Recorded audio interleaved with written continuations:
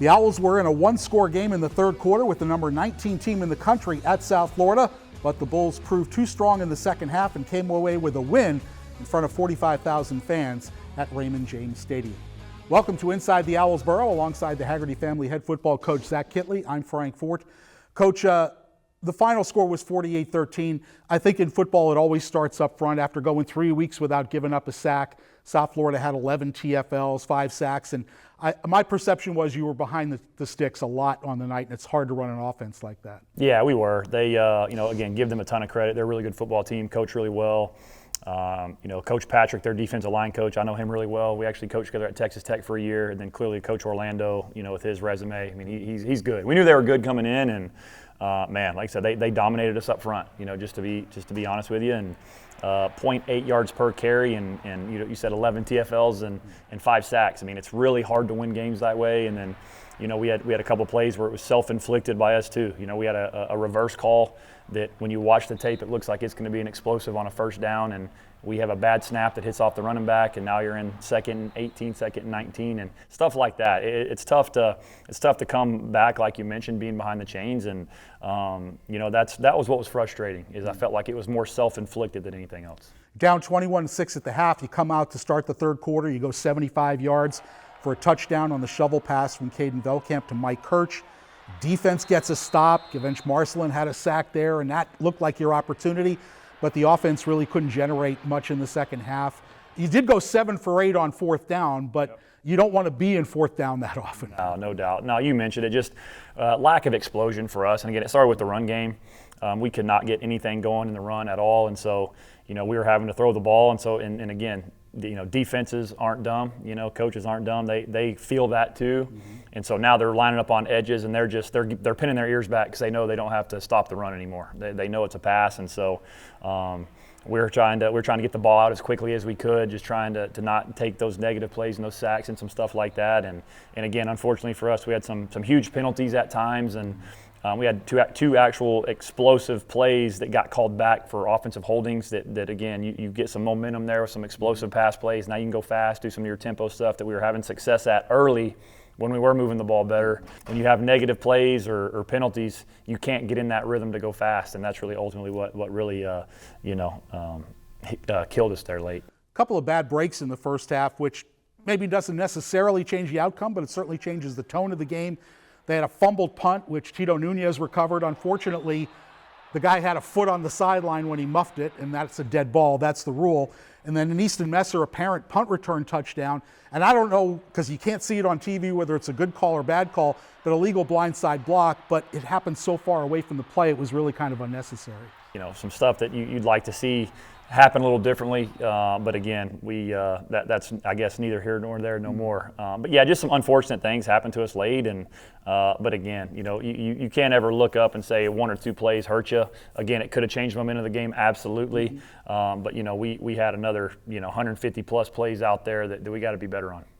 Well, Byron Brown, their quarterback, was as advertised, and it seemed like your defense would make a couple good plays in a row and seemed like you had a handle on things, and then they'd hit you with a big play. So it's that consistency on defense that we're still kind of searching for? Absolutely, yeah. And it's, again, I think we're playing, for the most part, I feel like we're playing really good first and second down defense. Now, again, you're going to give up a few plays here and there on first and second down, but, you go back and look at the first drive of the game. We get them to 3rd and 10. He scrambles for a first down. Next drive, 3 plays there, you get them to 3rd and 9. Again, convert a 3rd and long there again. So we've got to be better at the critical down scenarios. And again, the 4th and 1s, those are tough to ever stop on some of those 4th and 1s and stuff like that. But 3rd down defense, we've got to be better there. Well, it's off to Navy this week, Annapolis, for a 3:30 kickoff against the Naval Academy. The midshipmen are undefeated at 6-0, 4-0 in league play. Brian Newberry in his 3rd year as head coach. We're going to get all the pageantry of a game at a service academy, but that aside, these guys are good football players, and their quarterback, Blake Horvath, really makes that option offense work. What are they? They've won 16 out of their last 19 games. They're heading in the right direction. You know, I want to say early in the year they were projected maybe to win this league. And again, they're doing a great job. They're undefeated. Their quarterback, you mentioned Horvath. I mean, what a football player. I mean, he's just a gritty dude that really makes plays with his legs and his arm. And he's the catalyst of that offense. You know, they do everything. It's the old triple option, but they're actually a little more multiple now too. They do some power read stuff now, and then they'll throw the verticals off of that game as well. And so, again, defensively for us, it's going to come down to eye discipline and detail, staying in your gap, setting edges on defense, doing all the things like we did a fantastic job against Rice. Here it comes again. Now, the only difference is this week is they throw a little bit more power game and guard pullers and some stuff like that, which is a little bit different than we saw at Rice. And also they'll fool you because against Air Force a couple weeks ago, they threw it 26 times, and Eli Heidenreich, who they line up all over the formation, had 243 yards and 3 touchdowns. So that's a guy you've got to identify, find out where he is, and then try to cover him. They're going to do their deal. You know, they're going to run the triple stuff, again with some power triple with that too, which is a little bit unconventional. And then they're going to try to sink you down in there, and then they're going to play action pass you and really try to go for the gusto and hit you with the big one over the top. So again, that comes down to detail and mainly eye discipline. You know, making sure our eyes are where they're supposed to be, locked in on our man, and then again, we got to tackle well whenever they do get the ball in the perimeter. As always, it comes back to Florida Atlantic. The bottom line is you got to play sharper football to have a chance to win this week. Would you say that's the deal? That's it. You know, again, and I'm always upfront and real and honest. You know, I just feel like there's been a few games this year we've beaten ourselves, and you can't get into games with these fantastic football teams in our league because, you know, the Americans the best of the best at the group of 6 level, and you know, if you're not going to come with your best every week and you struggle and you have self-inflicted wounds, you're turning the football over, you're not creating turnovers, you have penalties at big times, you're not scoring touchdowns in the red zone, you're not forcing field goals defensively in the red zone, and then if you're not making impact on special teams, I mean, it's going to be hard to win no matter who you play every week. And so we've got to detail our side up, and that's kind of my message this week is let's make it about us and let's do our job and let's go see what we can do if we do it right. Let's have a great trip to Annapolis. We'll talk to you next week. Yes, sir. Appreciate it. Go Owls. Coming up next, get to know cornerback Derek Duda Rogers as he sits down for pads off. That's coming your way next on Inside the Owls Burrow. At Baptist Health Orthopedic Care, you don't have to be a pro athlete to be treated like one. We use the latest techniques to give you an accurate diagnosis, along with surgical and non-surgical solutions, no matter who you are. Our team of specialists will do everything to help you perform at your best again. And with personalized recovery and rehabilitation plans, you'll be back to living your life to the fullest in no time. Welcome to Pro-Level Orthopedic Care. What if every use of your debit card turns spare change into something meaningful, like growing your savings and supporting local community causes? With Flagler Credit Union's Impact Checking with Everyday Change, your spare change can have big impact. Each transaction can be rounded up to grow your savings and support nonprofits that provide meals, shelter, and essential services locally. Make an impact in your life and in your community. Open your Impact Checking account today. Insured by NCUA, official credit union of Florida Atlantic University Athletics. The FAU MBA Sport Management program really stood out to me because it was in South Florida. It was in an area that I knew, but not only that, it was top in the world, top in the nation. And it was in an area that is really very rich in sports, between professional sports, tournaments, just everything. There's professional athletes that live here. There's really all facets. It was an easy decision for me to make that call to go to FAU because I could get that mix of executive education and that focus in professional sports. As one of America's top 100 public universities, Florida Atlantic transforms South Florida's strengths into global possibilities. From modernizing healthcare and harnessing ocean energy to unlocking the mysteries of the human brain and building the structures of tomorrow. At the cutting edge of innovation and winning at the highest echelon of intercollegiate athletics. This is Florida Atlantic University.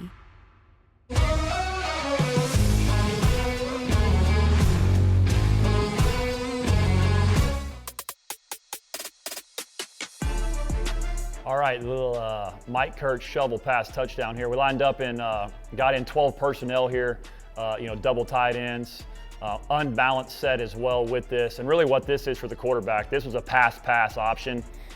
We had a little rub route down here to see if we could get this ball to Easton down here on the perimeter.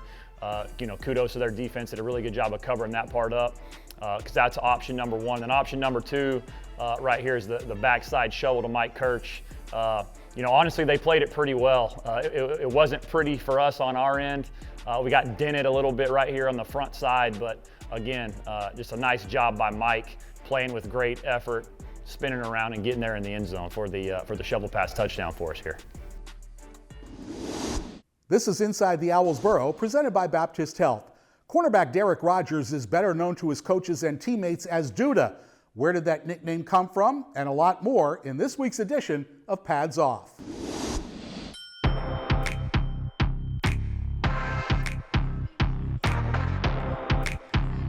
Pads Off this week with Derek Duda Rogers from Orlando, Florida. First of all, how'd you get the nickname Duda? My grandma gave me my nickname. Went to school one day, middle school. My cousin called me that in front of everybody. They just ran with it. So, you know what I'm saying? It just came to be. All right, do you have a favorite NFL team or player? Yeah, I got a favorite NFL team.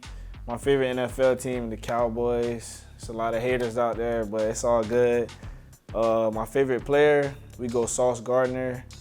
I really like the posture and like what he did in college. Like, a lot of people don't do that, so I really look up to him for that. Let's get to know you off the field. Are you a picky eater or are you open to trying new things?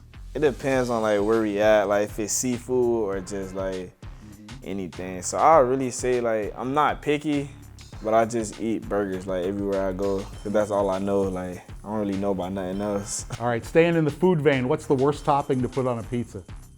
Worst topping, I gotta go mushrooms. I don't know, I just can't eat a mushroom. Like, nah, I can't. What was your favorite cartoon character when you were a kid? So this from like Teen Titans. I don't know if you know about Teen Titans, but I go Beast Boy. Beast Boy was my Beast Boy? Yeah, like he just turned into like whatever he want. Like, yeah, that was really cool to me when I was younger. What is your biggest or most irrational fear? I would say like drowning. Yeah, like drowning, like I feel like that's the worst. Like, I don't know. Yeah. If you could do one crazy activity like mountain climbing, skydiving, or something like that, and know you'd be perfectly healthy at the end of it, what would you do? Okay, so I'm safe. Yes. I want to swim with sharks. Like, I know like when people swim with sharks, it's supposed to be safe, but like, nah, like I don't really trust it. But if I know for sure, like, yeah, I'm gonna swim with sharks. What sport outside of football do you wish you were really good at?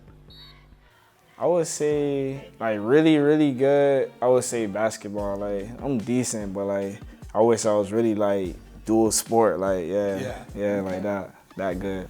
The zombie apocalypse is coming. Which two teammates do you want with you to help you survive? I really got three. Three cool. Yeah. My roommates, I go E3, Ethan Irvin. Then I go Thule. Then I go Big Sledge. Yeah, we rolling. That's a popular pick. Yeah, we rolling. You could deal with some zombies, huh? All right, if you were a principal at your high school back in Orlando, what subject would you eliminate from being taught? Oh, we gonna have to go math at my high school. Like, nah, like if you know, like, yeah, math, nah. I know people are wondering what the bear is. Is that a backpack? Yeah, I got my little backpack with me. You know, we go cars, man. We go cars on the pack. That is crazy. Where did you get that? I got it from the mall, Boca Raton Mall. All right, Duda, thanks for taking the pads off and being with us. Yes, sir. Thank you. Straight ahead, where are they now with former Owl tight end John Rain? That's coming your way next on Inside the Owls Burrow.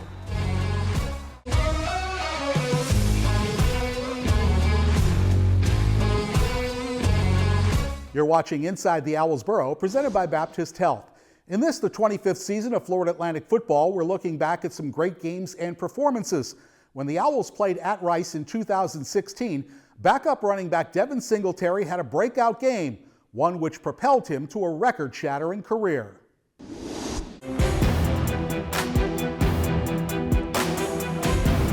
Through the first 7 games of the 2016 season, freshman Devin Singletary had carried the football a modest 62 times for 295 yards. But on November 5th at Rice, Motor, as he was nicknamed, went nuclear. 25 carries for a single-game school record 257 yards and 3 touchdowns, including an amazing video game-like 66-yard run, avoiding numerous would-be tacklers. The Owls won 42-25, and Singletary's monster game propelled him to a spectacular career, as he stands as the Owls' all-time leader in rushing yards with 4,280, rushing and total touchdowns, total points scored, rushing yards per game, and all-purpose yards.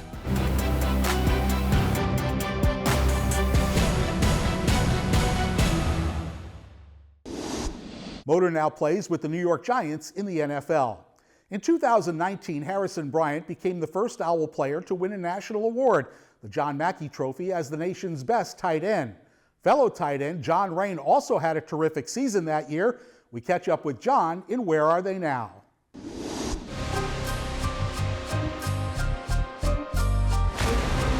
Robinson, play fake, throws it off his back foot to the right, caught at the 10 by Rain, at the 5, walks into the end zone, touchdown FAU! Robinson to John Rain on a perfect play call! What memory stands out about your time at Florida Atlantic? SMU 2019, the Boca Bowl. Not because it was, I think, my best statistical performance, but mainly because I think that team had a lot of special individuals, and we came together.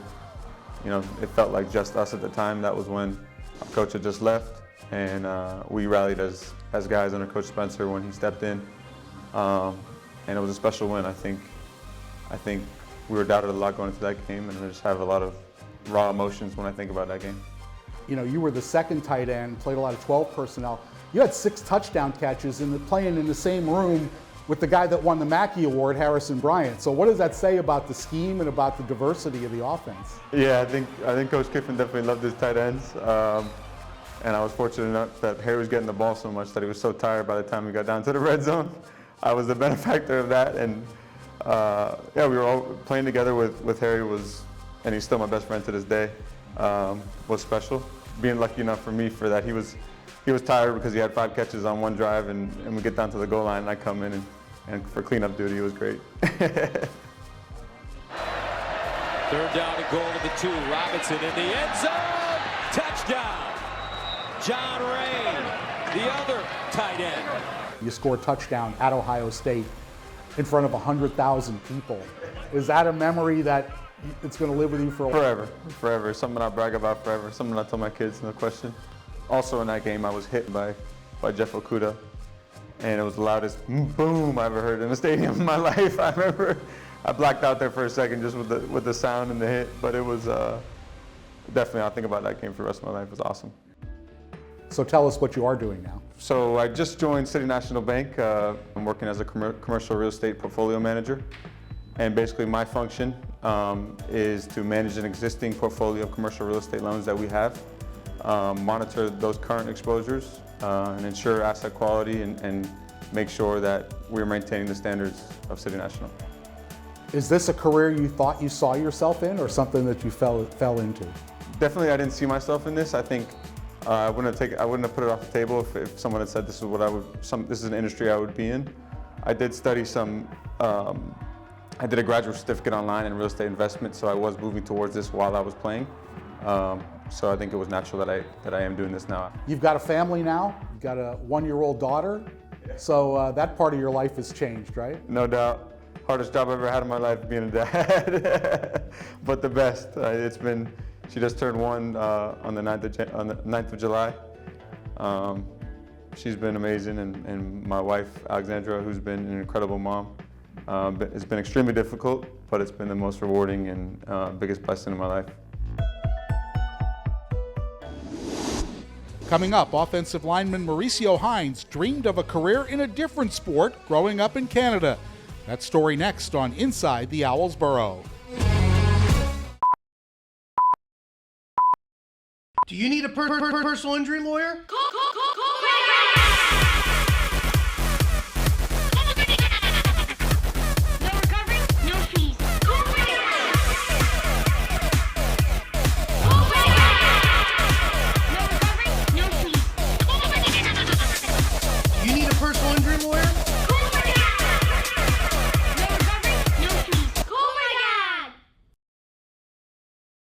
Every family has dreams, a vacation, a new car, or a rainy day fund. With a Boost savings account from Flagler Credit Union, your dreams can become reality. Earn up to 3.5% while enjoying no minimum balance, no monthly fees, and easy access to your funds. Whether you're saving for life's big moments or everyday expenses, our Boost savings account helps you reach your goals faster. Ready to take the first step? Open a Boost savings account today and start boosting your future at Flagler Credit Union. To win at this game, you have to put in the work, know the game plan, and execute.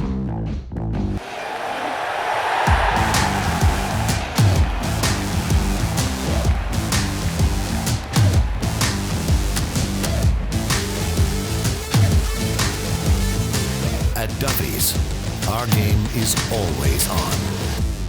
My current role at the Heat is Senior Vice President of Brand and Chief Creative Officer.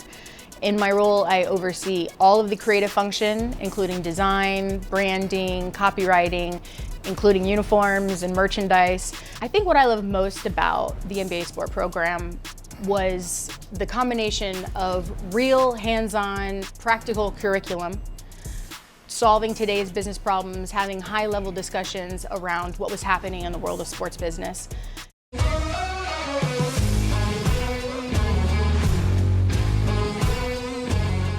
You're watching Inside the Owls Burrow, presented by Baptist Health. Those of you who know me know that I'm a huge hockey and Florida Panthers fan, having worked on the Panther broadcast for 11 seasons before coming to Florida Atlantic. Well, I found a kindred spirit in offensive lineman Mauricio Hines. He was born and raised in the Canadian province of Nova Scotia, and like most Canadian kids, grew up loving and playing the game of hockey.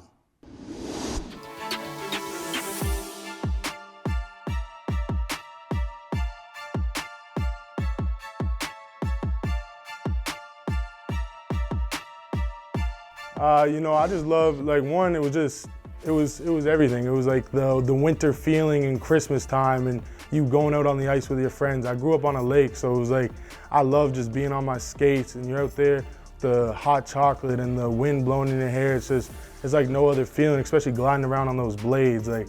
And it was a contact sport, so obviously I love that part of it. Did you have aspirations to play pro hockey when you were a kid? I did. I thought I was going to go to the NFL or NHL. I thought that's where my goal was.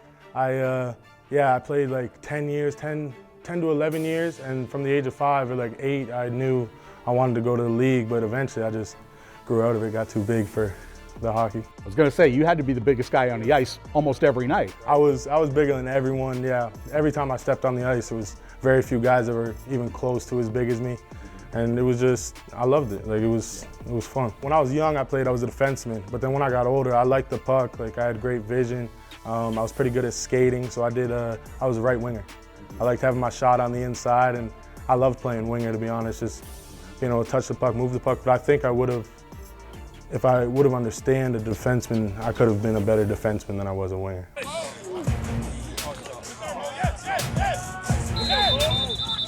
So at what point did football start to come into play and maybe take over a little bit in terms of what you did? That happened when I was actually trying out for a AAA hockey team, and the guy I wanted to work out with all summer, he was the football coach.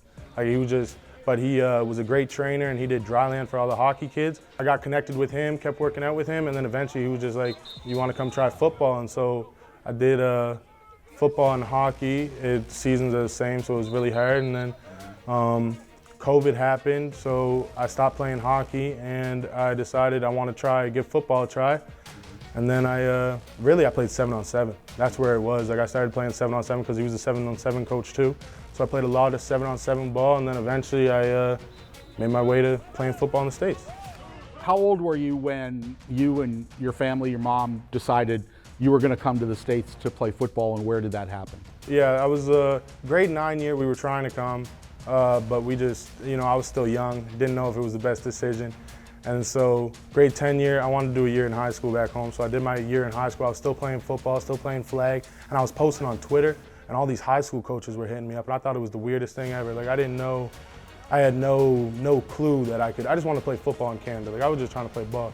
I did 6 months in a little outside Philadelphia in PA at the Hill School. That was my first season of football, real football contact, playing offensive line in the States. And then after that season, I was like, I want to come down to Florida because I knew it was good ball. And the Hill School and Clearwater Academy International were two schools I was choosing the year before.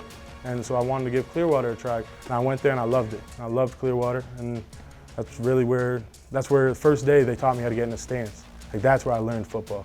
So from that standpoint, are you still learning a lot of things about playing offensive line? Yes, definitely. I'm definitely still very raw to the position, and like I know that my best football is far ahead of me, and I'm just getting started in this journey realistically. Like, I got a few years and it's going to be a big difference.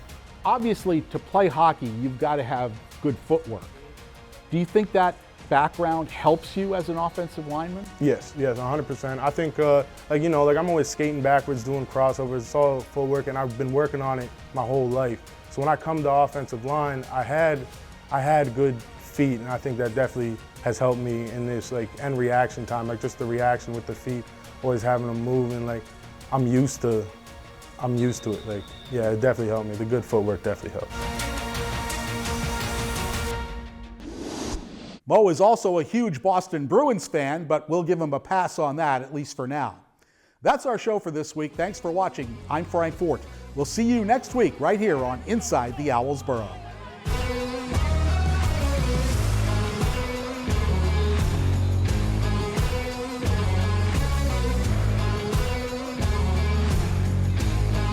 This has been a presentation of Playfly. Every family has dreams, a vacation, a new car, or a rainy day fund. With a Boost savings account from Flagler Credit Union, your dreams can become reality. Earn up to 3.5% while enjoying no minimum balance, no monthly fees, and easy access to your funds. Whether you're saving for life's big moments or everyday expenses, our Boost savings account helps you reach your goals faster. Ready to take the first step?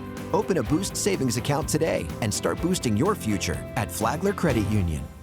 At Sage Dental, you'll experience a modern, family-friendly approach to dentistry. From pediatric dentistry and orthodontics to cleanings and oral surgery, we've got the latest technology to provide your family the best dental care all in one place. And for a limited time, get a free new patient exam and x-rays, plus a free ProClean Sonic toothbrush at your first hygiene visit. Book your appointment today at mysagedental.com. Sage Dental. Open up and say awesome. At Baptist Health Orthopedic Care, you don't have to be a pro athlete to be treated like one. We use the latest techniques to give you an accurate diagnosis, along with surgical and non-surgical solutions, no matter who you are. Our team of specialists will do everything to help you perform at your best again. And with personalized recovery and rehabilitation plans, you'll be back to living your life to the fullest in no time. Welcome to Pro-Level Orthopedic Care. Ready for a new level of thrill? Introducing the first ever Acura ADX at Phil Smith Acura. The premium sport crossover that's engineered to excite with a turbocharged engine that's always ready to perform. Style, performance, technology. The all-new Acura ADX has it all. Visit philsmithacura.com to discover the turbocharged ADX today. The FAU Owls are driven to win because they are driven by us.